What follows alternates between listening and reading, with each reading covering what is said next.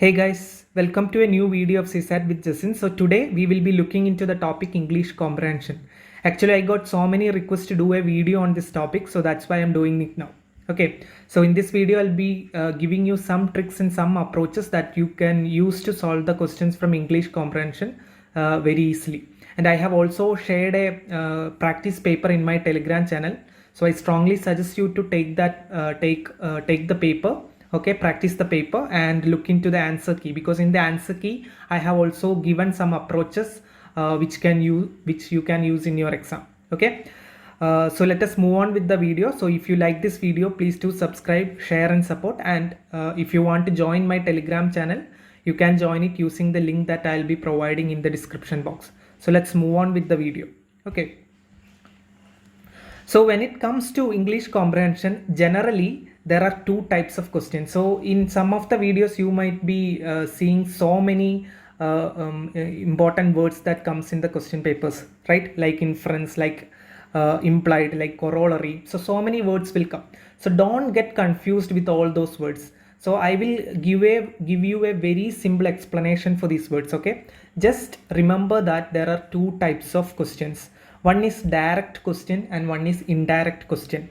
So direct questions means the answer for that question will be explicitly stated in the passage given. Okay, so direct questions are like what is the critical message that you can get from the passage, or which of the following best sums up the passage, or what is the crux of the passage, what is the central idea in the passage. So these are all direct questions. So this is the or the questions like what, which, why, all these are direct questions. Okay, so these are all direct questions. So these questions, the answer will be there in the passage directly. You just need to find it out and answer the question. But when it comes to inference, implied, assumptions made, corollary, or practical implications, the answer won't be there explicitly in the passage. So you need to derive at the answer. Okay, so if you see corollary, or if you see inference, or if you see implied or practical application, don't get confused. Take this all as inference. Okay, take this all as that something you can derive it. So that's something that won't be directly mentioned in the passage. So just remember like that. Okay, then answer the question. Now I will give you a small example for you to understand this concept very well. So I have given a passage here. So this is a small this is not actually a passage. This is just some statement regarding the recent lithium reserves that has been found out in India. Okay, it talks about Rajasthan's lithium reserves and Jammu and Kashmir's lithium reserves elsewhere. So if you read this passage, if you take this question number 1, it says that what is the crux of the passage. It means that does the passage say. So it says about what? It says about lithium reserve, the new lithium reserves in India, right? So this is a direct question, because if you read the passage, you know that this is about the lithium reserves in India. So this is a direct question. If you see the question number 2, like what can be inferred from the passage, so this is not a direct question. So if you read the passage, it talks about the lithium reserves, right? It talks about new lithium reserves, and it also says that it can meet around 80% of India's demand. So if I tell you a statement like this, that in future, if India start exploiting the lithium reserves that India found commercially, then it will reduce India's import dependence on lithium. If I say like that, it hasn't been explicitly said here, right? The passage doesn't speak anything about India's import of lithium and all, but it says that it is this lithium reserve is able to meet around 80% of India's demand. So we know that after reading this passage, we can infer, or we can it implies, right? We can come to a conclusion that if we commercially exploit these lithium reserves, then we can reduce the import of lithium, right? So this is something that you can come at. This is something that you can infer from the past. So this is the indirect type of question. So if the question is like what can be inferred from the passage, what is implied in the passage, or what is the corollary that you can derive from the passage, so all these have that indirect meaning. Okay, so take all these as similar things. So don't get confused with all those words. Just take everything as the same. So whatever, whether it's corollary, inferred or implied, just remember that it is asking about something that you can infer, or something, a conclusion that can be made by reading the passage.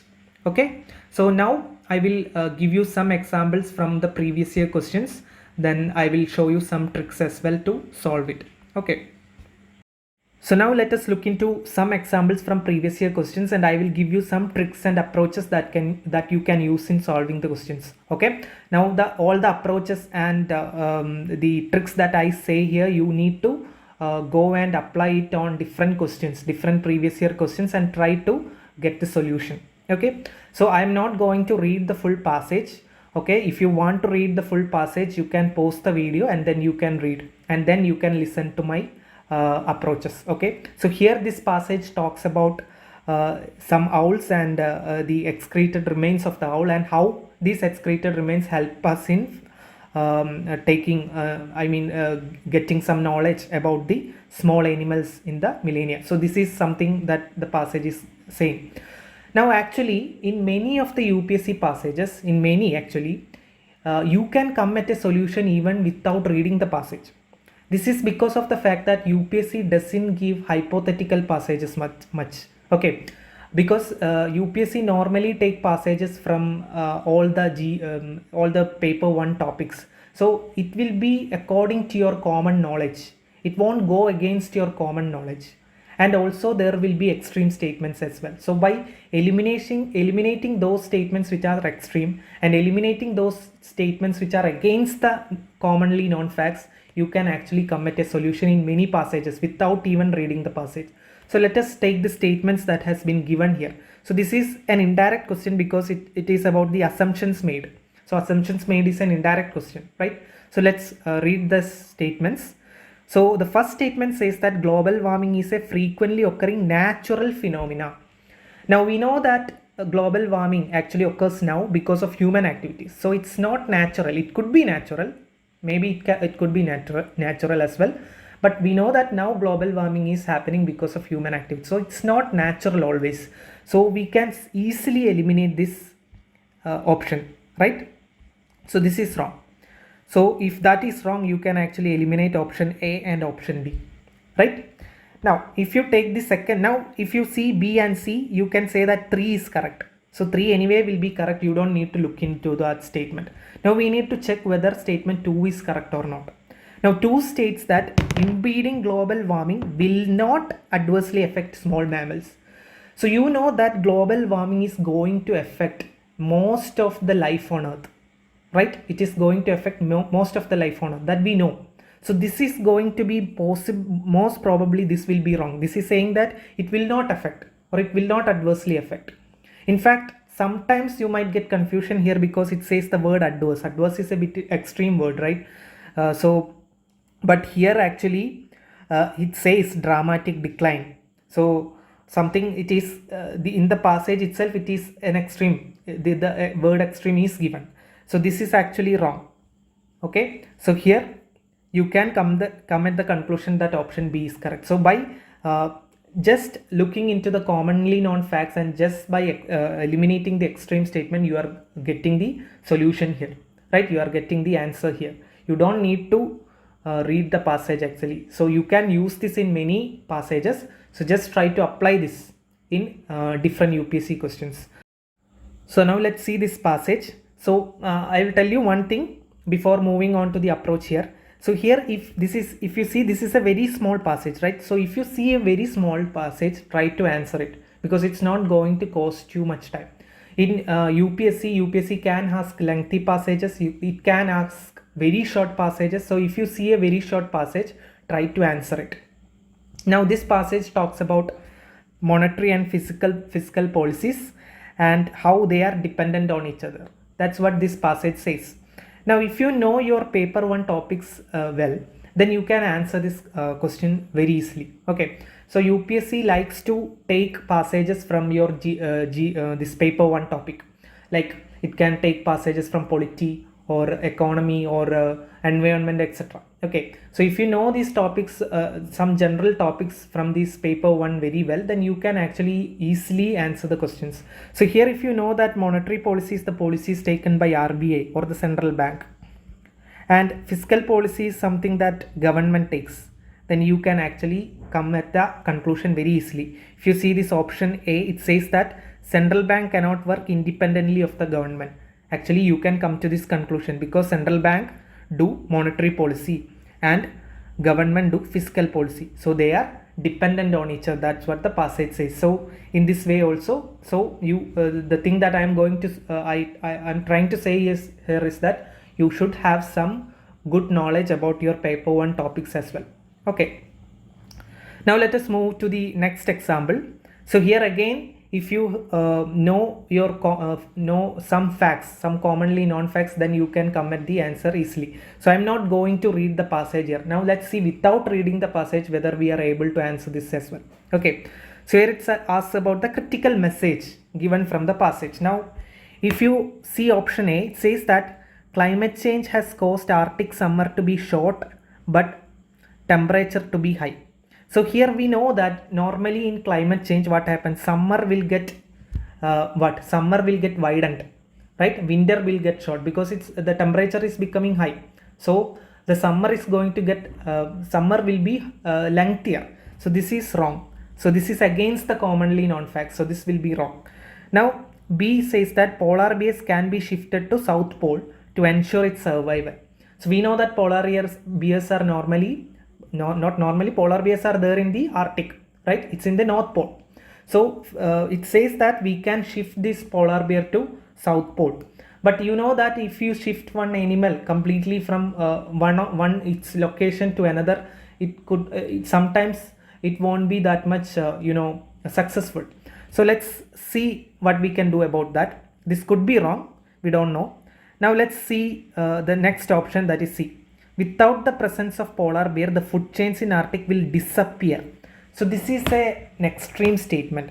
If the statement was like without the presence of polar bear, the food chain in Arctic will get affected or something like that, then you can say that it's right. But here it says that it will disappear. That is a bit extreme, right? So you can take this as wrong. Now if you see the last option, it says that climate change poses a threat to the survival of polar bear. It's actually very generic statement. So climate change will be a threat to many of the species. So climate change will be a threat to the polar bears as well, right? So this will be true. So option D is the right answer. So in this way also, without reading the passage itself, you can come at a conclusion. So in this passage, it talks about a male tiger being moved from Pench Tiger Reserve to Panna Tiger Reserve, and it says that it actually came back. So it says that the translocation was actually not successful. And it also talks about the importance of tiger corridors. It says that tigers are living, many tigers are living outside the tiger reserve, and there should be proper connectivity between different tiger reserves. So it talks about the corridors and all. So that's what this passage is about. Now let's read these two statements. Statement 1 says that the strategy of conservation of wildlife by relocating them from one protected area to another is not often successful. So it is not an extreme statement. If the statement was not successful, then we cannot conclude that, because sometimes it can be successful, sometimes it cannot be successful, right? So it says that it's not often successful. So that is a possibility. It's not an extreme statement. So we can take it as correct. And if you read the second statement, India does not have suitable legislation to save the tigers, and its conservation efforts have failed, which force the tigers to live outside the protected areas. That is a very extreme statement about Indian legislations on to save the tigers, right? Because you know that generally the common fact is that India is one of the best performing country when it comes to tiger conservation. And India, India already achieved the T/2 targets and all, right? So you know that India is doing well in tiger conservation. So we know that this will be wrong, because as I already told that UPSC will not give any hypothetical passages. It will be according to the commonly known fact. So according to the commonly known fact, according to the fact that you know India is actually very good, so this you can take it as wrong. So the A was the right answer. One only was the right answer. Okay. Now let's look into the another example here. So if you take the question here, the question is best reflects the central idea. So if the question is like either asking about the central idea or best sums up the passage or the crux of the passage and all, that means you just need to know what the passage talks about generally, right? You don't need to look into each and everything inside the passage. You just need to know what is the passage talking about, what is the passage saying about, right? So in these type of questions, if you read the question first, then if you're seeing that the question is about asking about the central idea or about the best sums up the passage or crux of the passage, you just need to read the passage very fast. You just need to know what the passage talks about. Then you can come and answer the question. Okay, so you don't need to give too much time on this passage. Just try to read it fast. So if you read it fast, you know that it is talking about our schools, and it says that in schools we study about physics, maths and history and all, but we are not properly studying about our caste divide, all these social issues and all, right? Caste divide, gender sensitivity, atheism. So all these things we are not properly studying. So that's what passage is saying. And it says that when we go to university from school, suddenly we have all this, we are influenced by different ideologies and ideas and all, then there is some issues and all. That's what passage is saying about. So you know that crux of the passage, you know what passage is talking about, and then answer this question. So if you then read the options, you can say that option D is the better answer, right? Because here it says that to be a better citizen, the present world order demands societal and life coping skills in addition to academic conduct. Because the passage says about that we are only getting academic content and we are not getting proper societal and life coping skills from school, right? So this is going to be the better option. Now let's take another example. Here again, by eliminating the extreme statement, you can come at a conclusion even without reading the passage. Okay, so now let us take the options here. Option A says that India's GDP displays high value added and high productivity levels in medium tech and resource processing industries. We know that India still is not a high productive nation, right? We are still a long way to go. So this is probably going to be wrong, right? Now, statement B says that promotion of capital and technology intensive manufacturing is not possible in India. That is again extreme. It will be possible in India, right? We might need to take some good measures. So it will be possible in India. So this is also very extreme. Now if you see the option C, India should push up the public investments and encourage the private investment. So India should increase public investment as well as private investment in research and development, technology upgradation and skill development. That is actually a very generic thing, right? We just so it's a generic thing. We know that India should spend more on research and development and all. So this is a very generic thing. So let's read the option D as well. India has already gained a great share in global markets. So this is actually very extreme statement. So this is also going to be wrong. So option C will be the right answer. Okay. So in this way, by eliminating extreme statement and by using the commonly known facts, you will be able to do some questions without even reading the passage. Okay, so you should try to apply the things that I have said in this video in some previous year questions. Okay, so now let us do another example here. So this the question here is author suggests that habits. So the passage is talking about habits, and here you should know one thing, that is the tone of the passage. This is actually one important thing. So sometimes the passage will be negative, sometimes the passage will be positive. Like you can say habits are wrong. I mean not wrong, habits are actually not good, or you can say habits are good as well. So this passage is saying that habits are good, so it has a positive tone. Okay, so it has a positive tone. So you should find those answer which also has a positive tone. Okay, that is actually very important. And also finding the apt word is also very important. Now So the passage is actually saying that habits are not that bad, habits are good. So it will helps to simplify the mechanism of life. It will try to do things automatically, and also it says that this habits are actually good. So now if you see option A, tends to make our life difficult, this is actually a negative one, right? We know that passage is a positive one, so this is negative, so we can eliminate that. Now if you see, it had B, option B, if you see option B, it says it had precision to our life. Precision means like perfectness, right? So it doesn't say about perfectness. The passage says about it simplify, and it helps to do automatically and all. So this is also wrong. We may take it as wrong. Now you will get confusion between C and D, because C stated it makes easier for us to live. Easy means, simplify means easier, and D says that it tends to mechanize our life. So if you see here the word automatically or mechanism and all, you might think that D may be the right answer. But here if you see that tend to mechanize our life, it is actually a negative tone, right? So mechanize means we won't be able to think for ourselves. We'll be doing things like a machine. That is what mechanization means, right?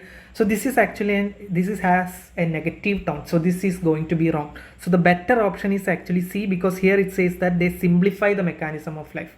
That means it makes it easier. So I hope that this video was actually